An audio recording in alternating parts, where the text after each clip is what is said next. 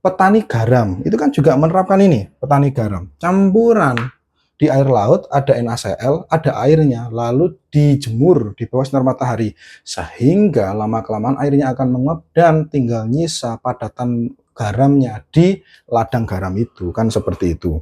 Nah, setelah dipisahkan, tadi itu identitasnya tetap sama. Itu adalah berbicara tentang zat dan campuran.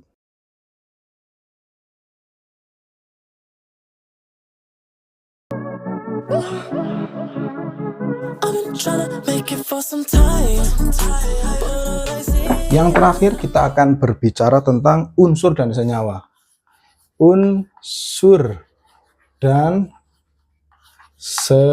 senyawa. Yang pertama adalah suatu zat itu, jadi zat itu yang tadi itu ya, zat itu bisa dalam unsur, bisa dalam senyawa. Zat itu ada yang unsur, ada yang senyawa, gitu. Zat unsur ya itu misalnya ya fosfor, senyawa ya misalnya H2O. Ini zat, gitu. Unsur atau elemen, suatu zat yang tidak dapat dipisahkan lagi dengan cara kimia. Misalnya di sini ada fosfor, nggak bisa kita pisahkan lagi dengan cara kimia. Terus misalnya kita potong, nggak bisa ya. Terakhir ya fosfor ini itu. Nah, contoh-contoh unsur itu ya seperti fosfor, ada CO, ada Ni, ada Ar, dan seterusnya. Saat ini ya, saya tadi buka aplikasi Tabel Prodik Pro yang saya miliki, itu sekarang sudah ada 127 unsur. Tapi di buku kimia dasar itu teman-teman bisa baca sebenarnya yang ditulis itu baru 113. Artinya ada jarak dari buku ini pertama kali dipublish dengan sekarang karena jumlah unsurnya sudah bertambah. Itu artinya bahwa dari buku ini mulai ada sampai sekarang sudah ada pertambahan unsur sebanyak ini. Di buku itu dituliskan bahwa dari ini ada 83 unsur yang eksis di bumi dan selebihnya adalah sintesis atau buatan ilmuwan. Nah, gitu. Jadi maksudnya ada 83 itu saya kira adalah karena memang dia memiliki kestabilan yang tinggi sehingga dengan alamiahnya dia ada di alam. Ya meskipun ada yang waktu paruhnya sangat panjang, ya helium, karbon itu kan waktu paruhnya sangat panjang, tapi ada juga yang singkat seperti uranium yang benda-benda atau atom-atom radioaktif. Nah, seperti itu. Itu.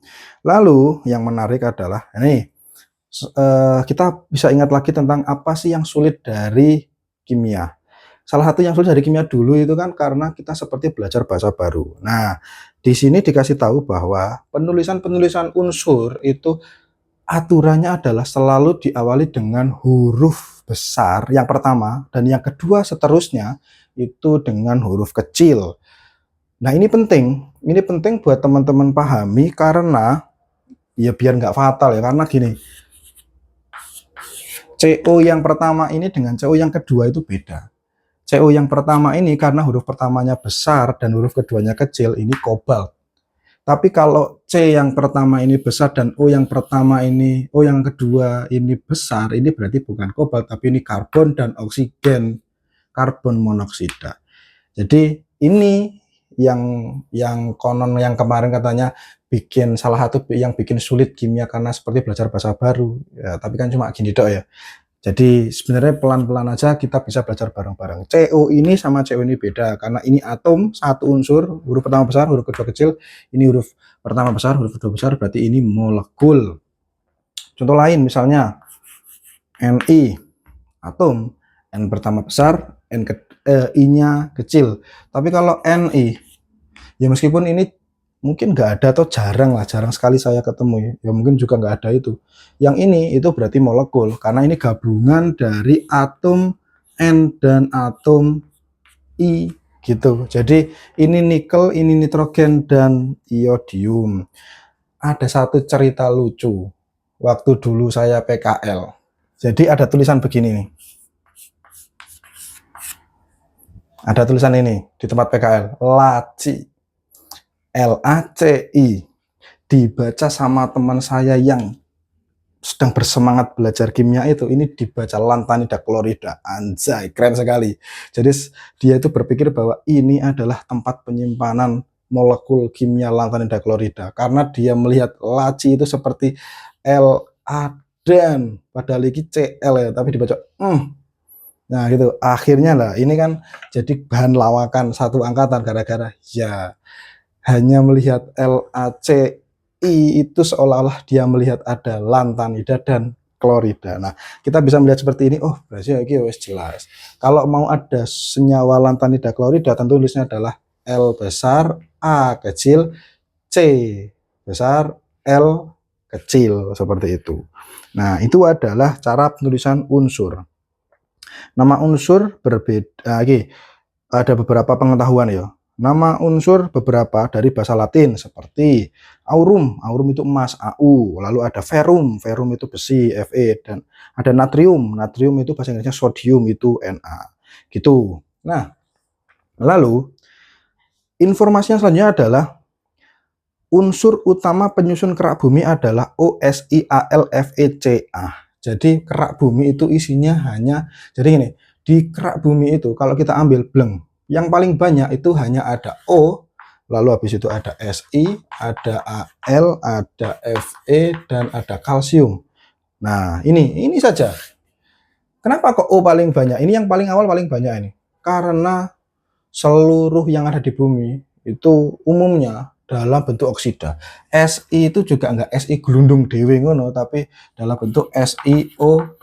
Ada oksigennya. Al juga enggak Al gelundung ngono, ada oksigennya, jadi Al2O3. Ada oksigennya. Fe juga begitu. Ini juga ada oksigennya. Ini Fe, misalnya FeO, ini kan 2 plus O1. Nah, udah. Kalsium, misalnya CaO. Nah, ini ada oksigennya. Ini ada oksigen, ada oksigen, ada oksigen, ada oksigen. Itu yang menyebabkan di kerak bumi itu paling banyak atom oksigen. Di tubuh manusia, unsur-unsur yang membentuk itu adalah oksigen lagi yang paling banyak. Lalu itu ada karbon, ada hidrogen, ada kalsium, dan ada fosfor.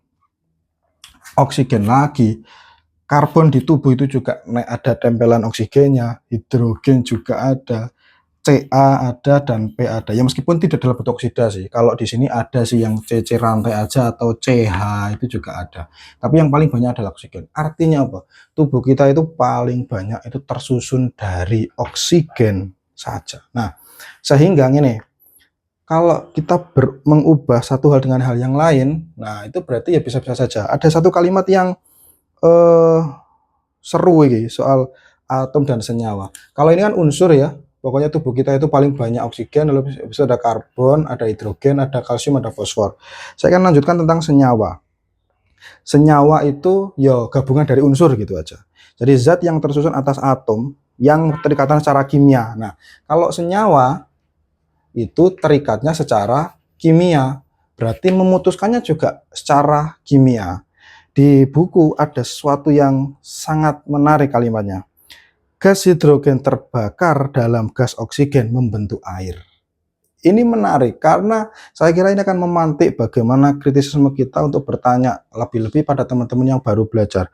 Gas hidrogen terbakar dalam oksigen membentuk air. Kalau dituliskan kan akhirnya jadi gini. 2H2 terbakar dalam gas oksigen, hasilnya adalah 2H2O.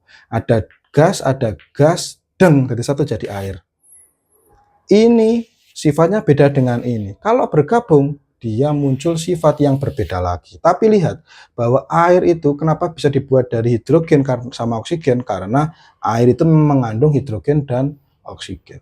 Ini juga yang akhirnya, yang terakhir ingin saya sampaikan adalah bahwa sehingga sangat wajar sekali ketika misalnya ada orang memproduksi bahan bakar kendaraan bermotor itu dari sampah. Kenapa kok wajar?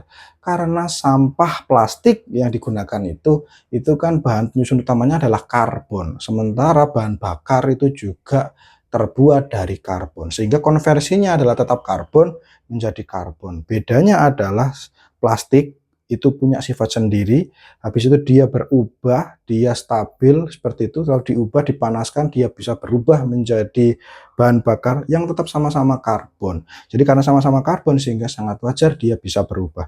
Lalu apakah kita bisa membuat bahan bakar dengan bahan-bahan karbon yang lain? Saya bilang bisa. Langsung bila bisa saja. Gur piye carane? Nah, itu butuh penelitian. Udah, itu saja untuk hari ini. Kita sudah belajar panjang sekali hari ini. Ini salah satu jadi episode terpanjang mungkin ya. Tapi apa namanya? Semoga tidak menjadi sangat panjang. Pokoknya kita tetap dalam prinsip dikit-dikit aja yang penting istiqomah. Oke, saya kira gitu untuk hari ini. Terima kasih. Sampai jumpa lagi minggu depan. Assalamualaikum warahmatullahi wabarakatuh.